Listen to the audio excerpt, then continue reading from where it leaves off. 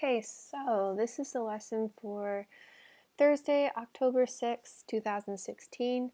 The materials you will need are your notebook, a copy of The Telltale Heart, which you can find in Google Classroom under the About section.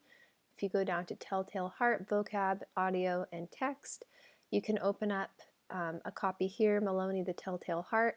Just make yourself a copy. So when you have your document, go up here to File, make a copy, and then you can go ahead and create your own personal copy that you can highlight on. It would be good for you to print this if you are able to. If not, an electronic version that you can highlight will be just fine. That's what I'll be demonstrating with today anyway. So please, in your notebook, take down these notes, pause this recording, and take down the notes for point of view. Okay, you also need to take down the notes for narration. And today we're going to be talking about an unreliable narrator, which we certainly have when we read The Telltale Heart by Edgar Allan Poe. We're just going to be focusing on the first page of The Telltale Heart today, and we will be doing some close reading. Also, just keep in mind there's a vocab quiz tomorrow on the 6 vocab words that we looked at for The Telltale Heart, and your vocab words are officially due tomorrow. Okay, so we finished up with our audio of The Telltale Heart, which if you prefer to listen to it again, I do have the link here, so we won't do that today though. All right, so close reading. What we did is, in order to understand our narrator a bit more, we looked for evidence of his unreliability.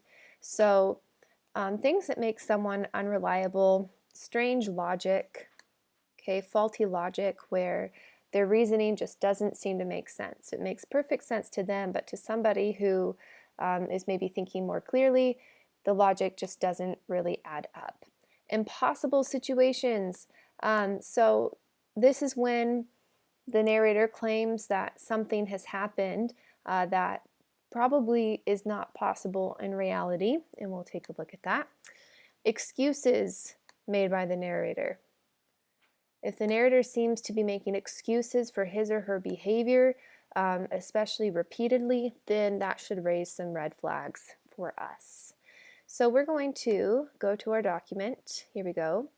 I'm going to do the first paragraph with you, and then I would like you to do on your own. You're going to annotate and comment on the rest of these 2 paragraphs here.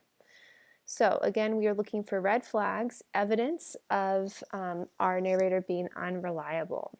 So we start out with true, nervous, very, very dreadfully nervous. I had been and am, but why will you say that I am mad?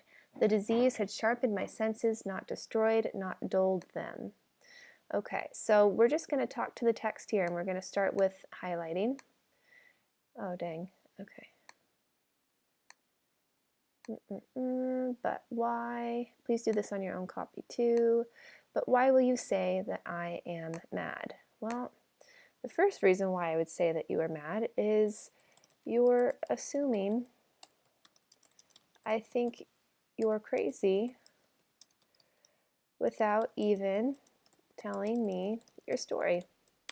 So there's instantly an assumption and a worry and a stress on the part of our narrator that we will think that he is insane, which is what that word mad means.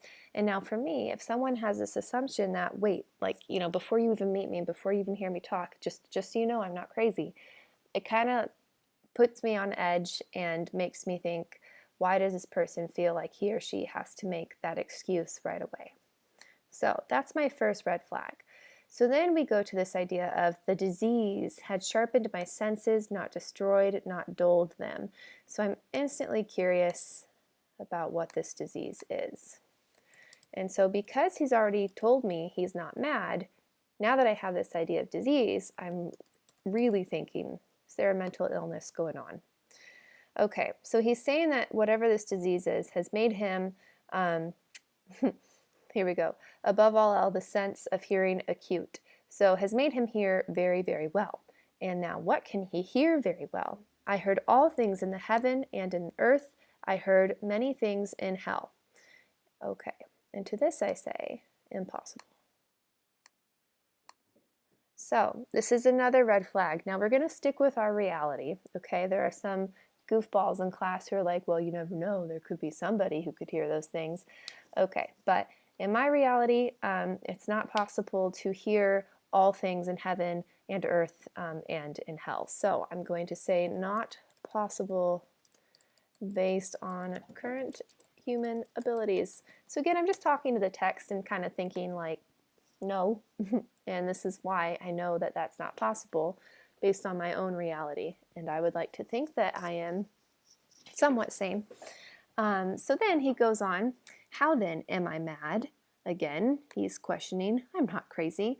Hearken and observe how healthily, how calmly I can tell you the whole story.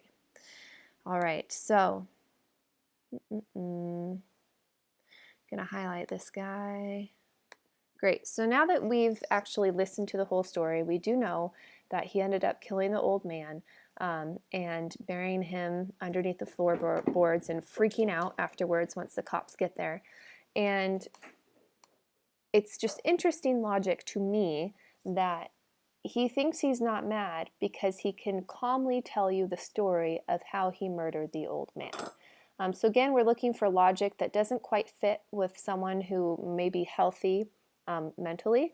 So I'm just going to say faulty logic. It doesn't fit with my with what I would say makes sense. So what I would like you to do is go through these next two paragraphs and do the same thing. Go ahead and highlight, comment, question the text, question the narrator in any way you want. This can be very casual, where you might even just respond with what? You know, that doesn't make sense. Why would you do that? A normal person would do this. Just interact with the text in any way in order to help you understand that this guy is not reliable. So pause me now, do that, and then come back and we'll go on to the next section. Okay, so this next section is starting our work for understanding how perspectives in a text can help develop suspense or help drive a plot. And because this is our suspense unit, of course, we will be talking about how different perspectives help develop suspense. So we're going to take a look at this last section here, and this is kind of funky, but I want you to start reading from "And every night" down to okay,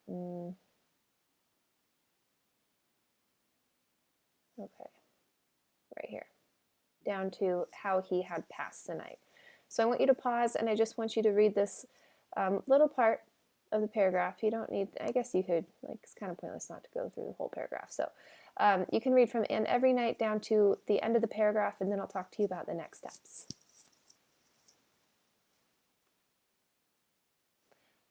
Okay, so now that you read this, you've figured out and reminded yourself that our madman, but the caretaker of this old man, goes to the old man's room every night for 7 nights in a row and stares at him and stares at the eye every single night at about midnight, as he says. So what we're going to do, though, and you might be like, Miss Maloney, that sounds so boring because the old man's asleep, but I want you to, on a blank piece of paper, rewrite the third paragraph from the perspective of the old man. And so this is going to take a little bit of creativity from you, and not too much where you get way outside of the text. But I want you to write in detail from the time the old man decides to go to bed. So you will become the old man. You're writing in first person, which means you're using I. I want you to describe kind of the tired feeling that you start to feel, and you think, it might be time for bed. So think about what this old man might do. Might he go up the stairs to his bedroom? Might he go down the hallway to his bedroom? He would hopefully brush his teeth, although this was, the 1840s. But I think toothbrushes still existed. So might he brush his teeth, get in his PJs, crawl under the blankets, get cozy, think about old man things before he falls asleep. So I want you to kind of walk me through that process of the old man going to bed and then, of course, falling asleep. And there's not much you can write about once he's sleeping, but what we do know, and what I do want to see, is that this caretaker says, "And every morning when the day broke, I went boldly into the chamber and spoke courageously to him, calling him by name in a hearty tone, and inquiring how he had passed the night." So if you're the old man, you're experiencing your lovely, generous caretaker come in to greet you in the morning, calling you by name, asking you how you slept. How nice of him. You know nothing, old man. You do not know that this man is plotting your death. So you are the innocent, naive old man for about a paragraph. It will not be as long because this guy is really active once the old man goes to sleep and while you're sleeping. So give it a shot, and keep in mind that our end goal in this is to talk about how perspective can either create suspense or kind of take away the idea of suspense. So give that paragraph a shot, and that was the end of our lesson for today.